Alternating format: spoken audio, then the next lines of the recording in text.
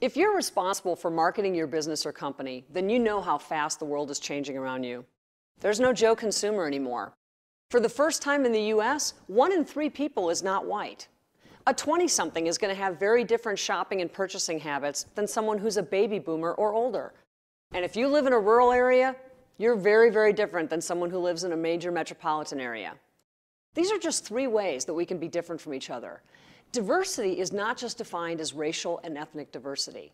Sure, that's important, but I believe that diversity is any way that you can be different from me, any way that we are different from each other.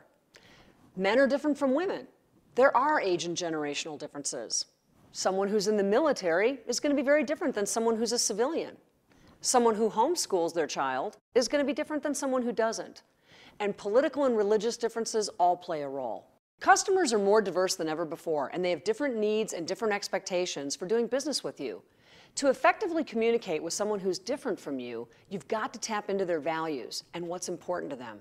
When you tap into someone's values, you also tap into their heart, their mind, and ultimately, their wallet. Harley-Davidson did this and grew their business by marketing to women. They knew that the #1 barrier for women in buying a motorcycle was, I don't know how to ride. After all, why do I need to buy a motorcycle if I don't know how to ride?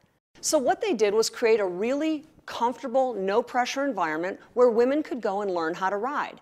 They offered free clinics on Saturdays at Harley-Davidson dealerships, classes that were taught by a female instructor with the appropriate sized motorcycle and the appropriate weight of the motorcycle for these women. They offered free refreshments and, of course, a fashion show, because with Harley, it's all about the apparel as well as the motorcycle. And they watched their sales and their market share to women grow exponentially. Let me give you another example. If you have children and I don't, our daily lives are certainly going to be different, but our pressures and our priorities are also going to be different.